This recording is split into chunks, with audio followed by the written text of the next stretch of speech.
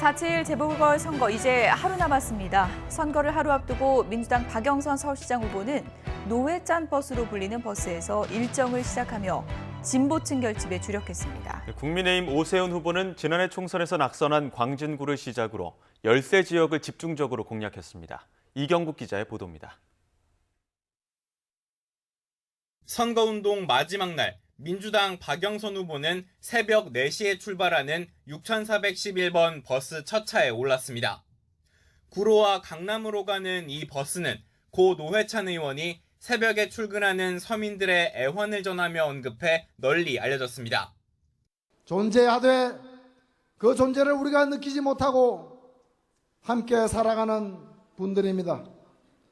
박 후보가 이 버스에 오른 건 서민의 삶을 챙기겠다는 다짐인 동시에 정의당 지지층을 비롯한 진보 진영의 폭넓은 지지를 호소한 것으로 풀이됩니다.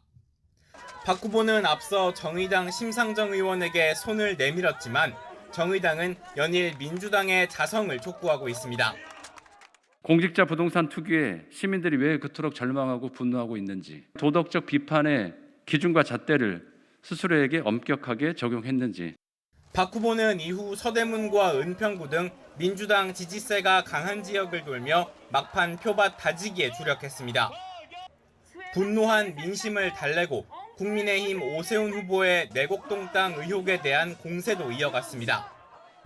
뼈를 깎는 심정으로 달라지겠다고 진심을 다해서 약속드렸습니다. 거짓이 큰소리치는 세상을 막아주십시오.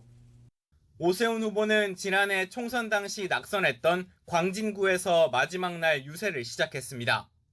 광진구를 선택한 이유는 마지막으로 지역구 주민들에게 인사하는 차원이라며 확대 해석을 경계했지만 이번에는 반드시 승리한다는 의지가 담긴 것으로 보입니다. 이어 국민의힘의 전통적 지지 기반인 강남과 용산 대신 그동안 열세 지역으로 분류된 강북 지역을 집중 공략했습니다. 보수층은 이미 결집했다는 판단 아래 외연을 더 넓히겠다는 심산입니다. 유세 과정에선 정부 여당에 대한 심판론을 거듭 강조하며 청년층의 표심을 자극했습니다. 위선과 무능과 내로남불을 보면서 청년들이 얼마나 피가 끓으면 이제 국민의힘의 기대를 걸어보겠다. 눈길을 돌리기 시작했습니다. 선거운동 마지막 날 후보들의 동선을 보면 각자가 예상하는 판세를 엿볼 수 있습니다. 실제 유권자들의 마음은 어떨지 확인할 수 있는 시간이 점점 다가오고 있습니다. YTN 이경국입니다.